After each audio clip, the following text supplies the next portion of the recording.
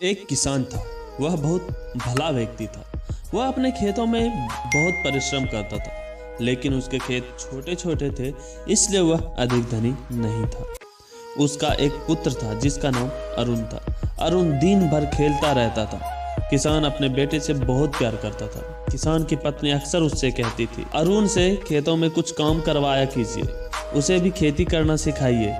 अब वह 15 वर्ष का हो गया है। आप खुद कम खाकर भी उसे कमी नहीं होने देते। इस तरह तो वह आलसी और निकम्मा हो जाएगा। अब आप बूढ़े भी होने लगे हैं।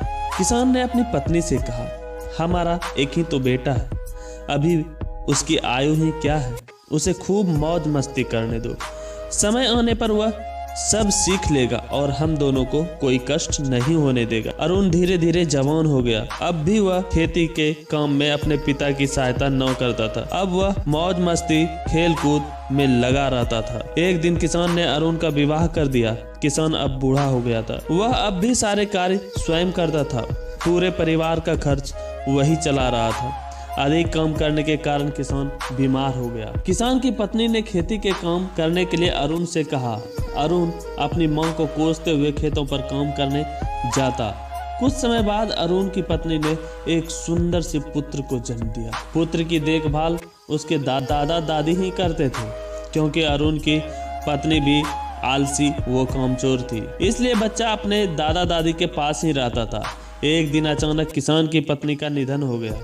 किसान पत्नी के निधन के बाद एकदम बेसहारा हो गई। अरुण को खेती सही तरीके से करनी आती नहीं थी और वह कामचोर भी। खेती से वह बहुत कम अनाज होने लगा। घर में खाने पीने वो वस्तुओं का अभाव होने लगा। अरुण और उसकी पत्नी बूढ़े किसान से कहते हैं कि आप खेती में हाथ नहीं बटाते हैं, इसलिए कम अनाज पैदा होता है और घर में तंगी चल रही है। लेकिन किसान का पोता हरदम उसके पास रहता और उसके पास ही खाता पीता वो खेलता कूदता था।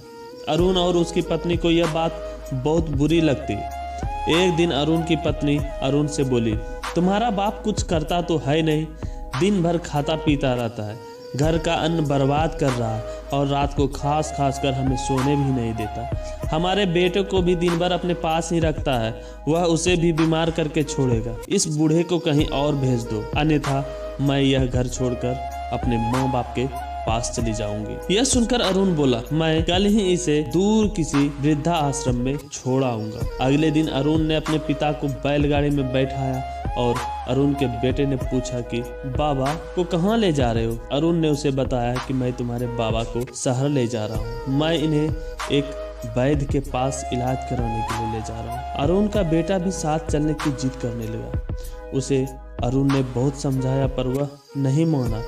अंत में अरुण उसे भी अपने साथ ले गया। दूर एक धर्मशाला के पास उसने बैलगाड़ी रोकी और अपने पिता को वृद्धा आश्रम में ले गया। अरुण के पुत्र ने अरुण से कहा कि पिताजी, आप तो दादाजी को वैद्य के पास ले जाने के लिए कह रहे थे, पर आप बाबा को तो किसी वृद्धाश्रम में छोड़ रहे हो। अरुण ने कहा, बेटा, अब तुम्हारे बाबा बूढ़े हो गए, ये बीमार रहते हैं और कुछ कार्य भी नहीं करते, इनके कारण घर में तंगी हो रही है, इसलिए अब ये हमारे साथ नहीं रह सकते, अब ये वृद्धा आश्रम में ही रहेंगे। अरुण का बेटा उससे बोला, ठीक है पिताजी, जब आप भी बूढ़े हो जाएंगे तो मैं भी आपको इसी वृद्धा आश्रम में छोड़ आऊंगा। यह सुनकर अरुण की आंखें खुल गई। उसने सोचा कि मैं भी एक दिन बूढ़ा हो जाऊंगा, तब मेरी देखभाल मेरा बेटा ही करेगा। अगर मैंने अपने पिता को वृद्धा आश्रम में छोड़ दिया तो मेरा बेटा भी मुझे बूढ़े होने पर ऐसा ही करेगा और मेरा बुढ़ापा अपने बेटे पोतों के बिना बहुत कष्ट से बीतेगा।